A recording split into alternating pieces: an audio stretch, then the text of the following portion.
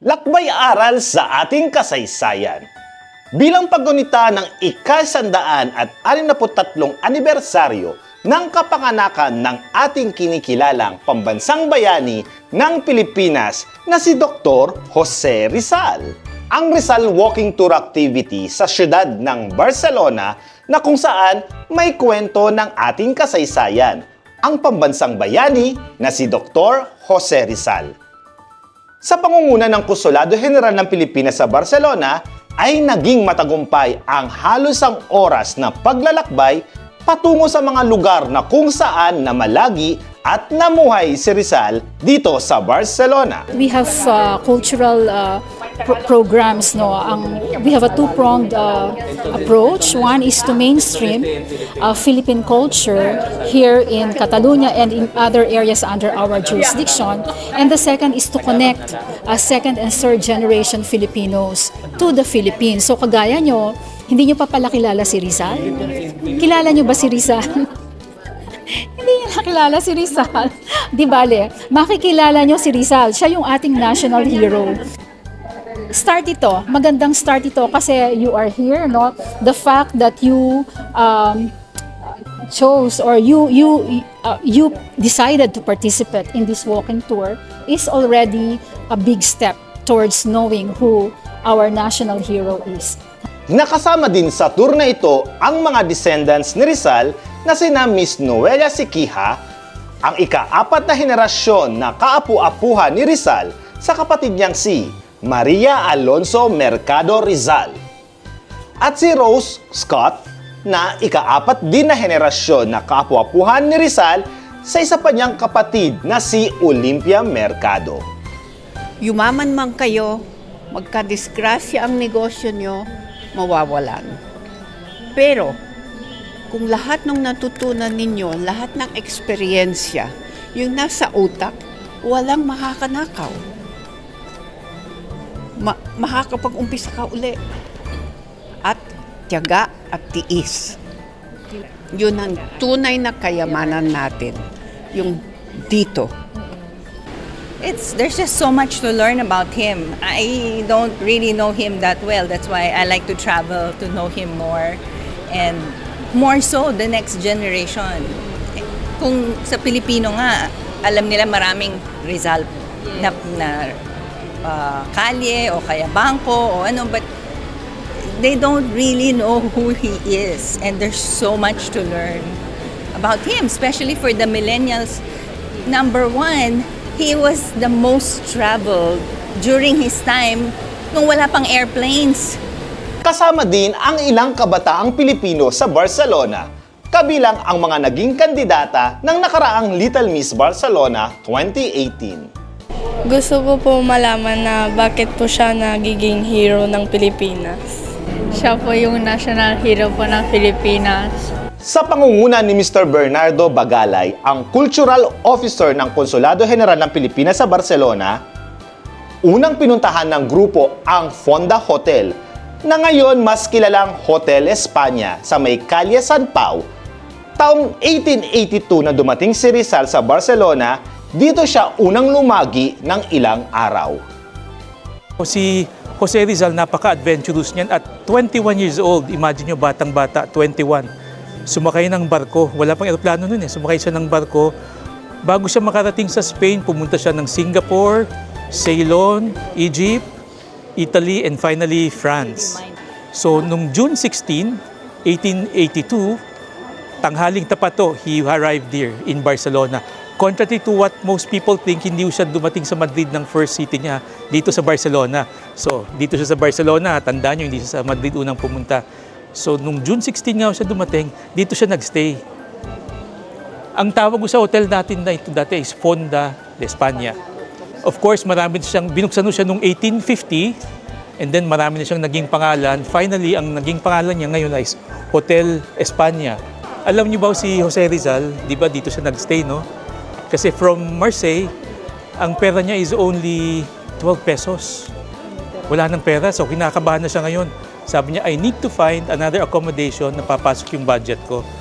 So, doon tayo pupunta ngayon sa next accommodation na pinuntahan niya at the other side, at the Gothic Quarter. Mas mura kasi doon eh.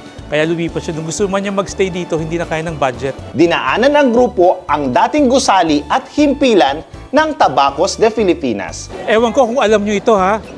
Tumingin kayo sa taas noon. Nakita nyo nakasulat? Tabacos de Filipinas. Diyan yung headquarters ng Tabacos de Filipinas. Dito sa Spain, yan ang isa sa pinakamalaking negosyo nung 1800s. You don't know that? 1800s. Nanay yung mga sa Pilipinas, ang tawag dyan, tabacalera. Tabacalera. Pero sa Spain, ang tawag dyan, Tabacos de Filipinas. Yan ang headquarters niya dati. Pero nung 1950, medyo wala na masyadong nagtatabako, iniba na yung negosyo niya. Pero dito, 1881 ito na-establish itong negosyo na ito eh. At sa tapat naman nun niya, Tabacos de Filipinas, sa tapat nun niya, alam niyo kung anong tawag sa hotel na to dati. Ngayon, Le Meridian to eh. Dati ang tawag dyan, Grand Hotel Manila.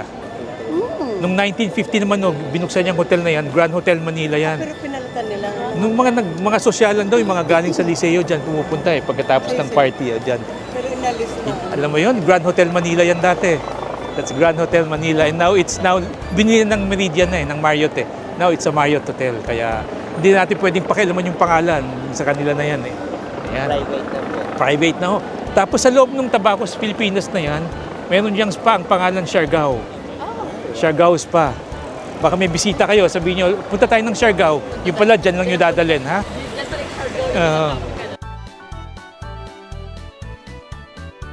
Ipinagpatuloy ng grupo ang paglalakbay hanggang sa makarating sa isang significant landmarks na may koneksyon pa rin kay Dr. Jose Rizal. Chicos, ang next project natin, pag matangkad na kayo, lilinisin natin yan, ha? Ang dumi na eh, oh. Joseph, hingi kami ng permit sa'yo, ha? Lilinisin natin yan, ha? Yan ang next project natin sa mga kabataan. Dito sila nagbi-meeting yung mga ilustrados, yung mga hirap sa Tagalog na. Yung manunula, tsaka yung pinaglalaban yung karapatan ng mga Pilipino. Dito sila nagbi-meeting. Si Jose Rizal, si Marcelo del Pilar, si Graciano Lopez Aina. Dito din nila piniprint yung dyaryo nila, yung newspaper. 160 lahat ang naiprint nilang newspaper. Pero in the end, wala nang pumapondo sa kanila, kaya nagsara na yung dyaryo eh. O yun na yung malapit na tayo maging independent nun eh, kaya wala nang masyado. Ngayon, pupunta tayo sa last official stop.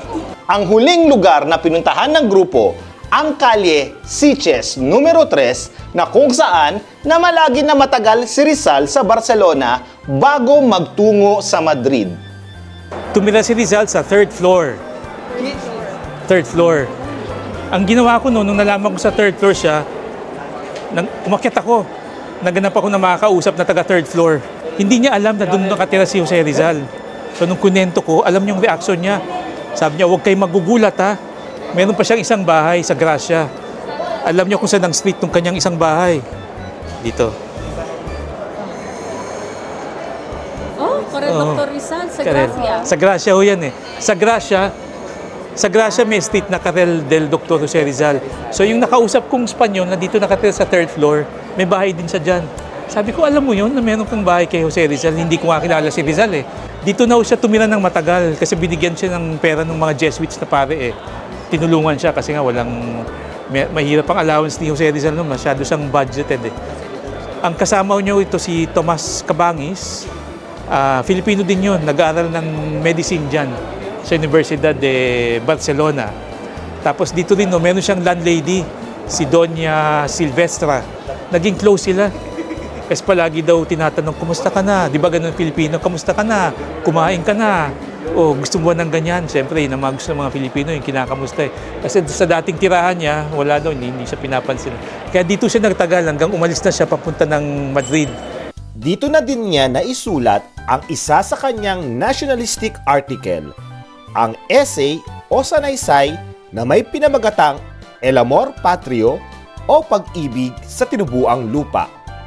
Ang kauna-unahang pure Pilipino na konsehal ng siyudad ng Barcelona ay may magandang balita sa Filipino community lalo na sa ating napakahalagang kasaysayan. Oh, Joseph, di ba ang project natin is since dito tumira si Rizal, lalagyan natin ito ng commemorative marker, commemorative plaque para malaman nilang nandito nga si Rizal. Anong ginawa ho ng Ciutat Vella District para mangyari ito? Okay po. So, yes, actually, yun nga po, nung nagkilala, first time po tayo nagkilala, October pa po noon, and then lumapit po kayo sa akin, naghingi ng tulong na mabigyan ng recognition yung isang place na tinihan ni Rizal, which is Sitges numero 3. Sa totoo lang, hindi ko rin po alam na dito rin po siya tumira. Parang konti lang po ata sa mga Pilipino nakakaalam noon. And then, nung May 23, nagka-hearing po, plenary ang tawag dito sa Ciutat Vella. And then, parang sabihin natin, sinabi po natin, parang pinagtrabahuhan natin kung paano natin i-discuss kasi pagboboto-botohan po yan ng mga iba't ibang partido dito sa Ciutat Vella. Partido po natin ngayon is hanggang 5 and kailangan natin ng minimum na 9 botos. Ang maganda nun is 16 po yung naabot nating approval ng mga iba't ibang partido. At parang nakakagalak po na after mahaba natin pinagtrabahuhan, sir, is ma-complete yung proseso. And hopefully, less than 2 years po is makabalik po tayo dito at may panibagong mark at samahan po natin ang panibagong achievement ng komunidad po. Dito na lalagay natin yung marker dito in 2 years. Apo, nakalagay dito. Dito tumira si Dr. Jose Rizal noong 1882. Yeah. In 2 years, yan ang next project natin. Ito na ang isang magandang panimula sa ating lahat na may pakilala ang yaman ng ating kasaysayan sa mga bagong henerasyon, lalo na sa mga kabataang Pilipino na lumaki na dito sa Espanya.